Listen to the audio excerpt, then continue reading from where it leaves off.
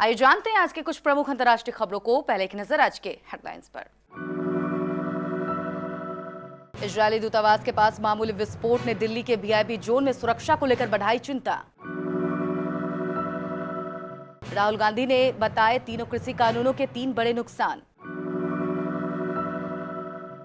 Singhu border पर स्थानीय लोगों और प्रदर्शनकारियों के बीच झड़प। 1 फरवरी तक संसद की कार्यवाही स्थगित, राष्ट्रपति के अभिभाषण के साथ बजट सत्र शुरू। लॉकडाउन के दौरान गिरी अर्थव्यवस्था में अगले साल आएगा सुधार। अफगानिस्तान में सड़क किनारे मारा गया पाकिस्तान का शीर्ष भगोड़ा आतंकवादी कमांडर मंगलबाग। दूसरे देशों को कोरोना वैक्सीन का निर्यात कर रहा भारत, लेकिन जनता के लिए बाजार में क्यों नहीं बेच रहा। इस साल करीब 1500 रुपए सस्ता हुआ सोना। कंगना रनौत ने किया ट्वीट, अब निभाएंगे इंदिरा गांधी का किरदार। और सीरीज रिजल्ट को लेकर गौतम गंभीर ने की भविष्यवाणी, डे नाइट में भारी पड़ सकता है इंग्लैंड। देश की राजधानी दिल्ली में इजरायली दूतावास के पास शुक्रवार शाम को हुए धमाके से कुछ देर के लिए अफरा तफरी की स्थिति बन गई। विस्फोट स्थल विजय चौक के करीब 1.5 किलोमीटर की दूरी पर है, जहां बीटिंग रिट्रीट समारोह के चलते राष्ट्रपति, प्रधानमंत्री और उपराष्ट्रपति मौजूद थे। डीसीपी सेंट्रल सिंगल के अनुसार यह मामूली विस्फोट था और कोई भी घायल नहीं हुआ है। कुछ कारों को विस्फोट के कारण नुकसान पहुंचा है। 3 कृषि कानूनों के विरोध में किसान सड़कों पर है। गणतंत्र दिवस पर आईटीओ, लाल किले और नांगलोई में हिंसा हुई। आज भी गाजीपुर और सिंघू बॉर्डर पर तनाव की स्थिति है। इस पूरे मामले पर कांग्रेस के पूर्व अध्यक्ष राहुल गांधी ने एक प्रेस वार्ता में कहा कि इन तीनों कानूनों को समझने की जरूरत है। उन्होंने साफ साफ बताया कि ये तीनों कृषि कानून कैसे किसानों को नुकसान पहुंचाएंगे। राहुल गांधी ने कहा कि ये तीनों कानून बड़े नुकसान वाले कानून हैं, इसलिए किसान दिल्ली की सीमा पर है, लेकिन सरकार उन्हें मार रही है। किसानों को मारकर सरकार देश को कमजोर कर रही है। कृषि कानूनों के खिलाफ दिल्ली बॉर्डर पर किसान का विरोध प्रदर्शन जारी है। गणतंत्र दिवस पर ट्रैक्टर मार्च के दौरान दिल्ली में हिंसा के बाद किसान आंदोलन कुछ ठंडा पड़ता दिख रहा था, लेकिन किसान नेता राकेश टिकैत के आंसुओं से प्रदर्शन एक बार फिर रफ्तार पकड़ रहा है। इसी बीच सिंघू बॉर्डर पर प्रदर्शनकारी किसानों और स्थानीय लोगों के बीच शुक्रवार दोपहर पत्थरबाजी की जानकारी मिली है। स्थिति को काबू करने के लिए पुलिस को आंसू गैस के गोले दागने पड़े। राष्ट्रपति रामनाथ कोविंद के अभिभाषण के साथ शुक्रवार को बजट सत्र की शुरुआत हो गई। सत्र की शुरुआत कोविड-19 प्रोटोकॉल के तहत पूरी सुरक्षा व कड़े इंतजामों के साथ की गई।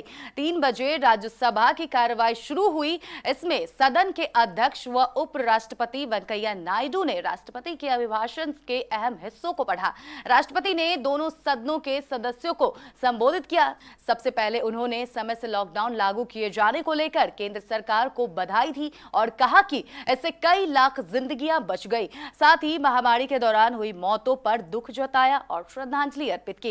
इस दौरान विपक्ष की ओर से विरोध जताया गया और कृषि कानूनों को रद्द करने की मांग के साथ किसानों के समर्थन में खूब नारेबाजी भी हुई। सोमवार 1 फरवरी तक लोकसभा व राज्यसभा की कार्यवाही स्थगित कर दी गई है। मोदी सरकार 2.0 का तीसरा आर्थिक सर्वेक्षण पेश कर दिया है। यह रिपोर्ट देश की अर्थव्यवस्था की वर्तमान स्थिति तथा सरकार द्वारा उठाए गए कदमों से मिलने वाले परिणामों को दर्शाती है। केंद्रीय वित्त मंत्री निर्मला सीतारमण 1 फरवरी 2021 को संसद में बजट पेश करेंगी। प्रति वर्ष बजट से पहले आर्थिक सर्वेक्षण प्रस्तुत किया जाता है। इस सर्वे की रिपोर्ट को सरकार के मुख्य आर्थिक सलाहकार के नेतृत्व में एक टीम द्वारा तैयार किया जाता है। कोविड के दौरान हमारी नीति जान बचाने की रही। इसके बाद एक प्रेस वार्ता का आयोजन किया गया, जिसमें मुख्य आर्थिक सलाहकार केवी सुब्रमण्यम ने आर्थिक सर्वेक्षण 2020-2021 पेश किया। सुब्रमण्यम ने कहा कि आर्थिक सर्वे का पहला चैप्टर भारत की कोविड-19 को लेकर नीतियों पर है, जिनमें ऐसे संकट के बीच जान और आजीविका बचाना शामिल है। सर्वे के अनुसार कोविड-19 लॉकडाउन की सख्ती उस समय में नकारात्मक आर्थिक वृद्धि का कारण बनी, लेकिन आने वाले समय में सकारात्मक वृद्धि होगी। पाकिस्तान का एक शीर्ष भगोड़ा आतंकवादी कमांडर दक्षिणी अफगानिस्तान में सड़क के किनारे बम विस्फोट में मारा गया। उस पर 30 लाख अमेरिकी डॉलर का इनाम था। एक वरिष्ठ अफगान अधिकारी के हवाले से मीडिया रिपोर्ट में यह जानकारी दी गई है। प्रतिबंधित लश्कर-ए-इस्लाम आतंकी समूह का नेता मंगलबाग कई आतंकी गतिविधियों में शामिल था।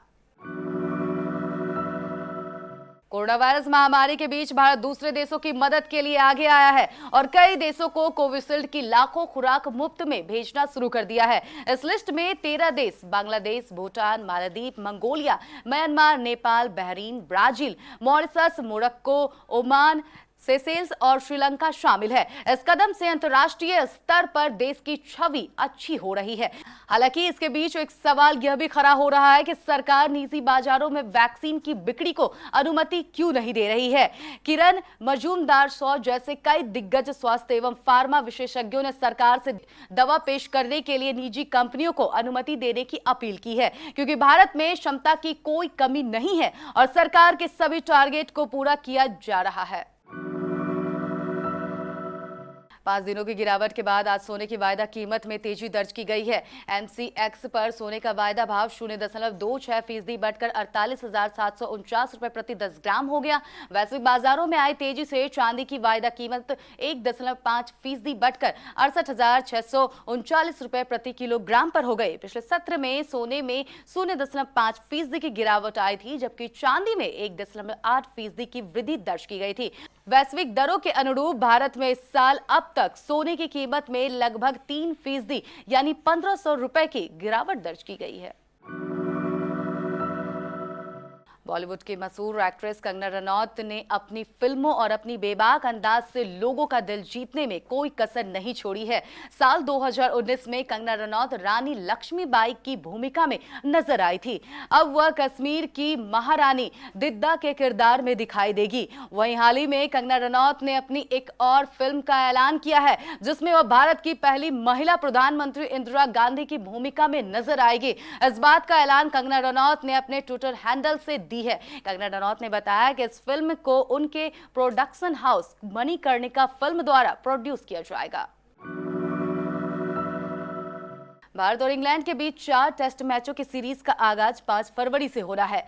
सीरीज के पहले 2 मैच चेन्नई में खेले जाने हैं, जबकि आखिरी के 2 टेस्ट मैच अहमदाबाद में होंगे। इस सीरीज का तीसरा टेस्ट मैच डे नाइट होना है और इस सीरीज के रिजल्ट को लेकर टीम इंडिया के पूर्व क्रिकेटर गौतम गंभीर ने अपना प्रिडिक्शन बताया है। गंभीर का मानना है कि टीम इंडिया इस सीरीज में 4-0 से क्लीन स्वीप नहीं कर पाएगा, लेकिन सीरीज का रिजल्ट भारत के पक्ष में 3-0 या फिर 3-1 रह सकता है। गंभीर का मानना है कि डे नाइट टेस्ट में इंग्लैंड भारत पर भारी पड़ सकता है। गंभीर ने कहा कि इस टेस्ट सीरीज के लिए मेरा प्रेडिक्शन है कि भारत 3-0 से या 3-1 से सीरीज जीतेगा। मुझे लगता है कि सभी टेस्ट मैचों में रिजल्ट आएगा जब तक कि बारिश के खलल नहीं पड़ता है।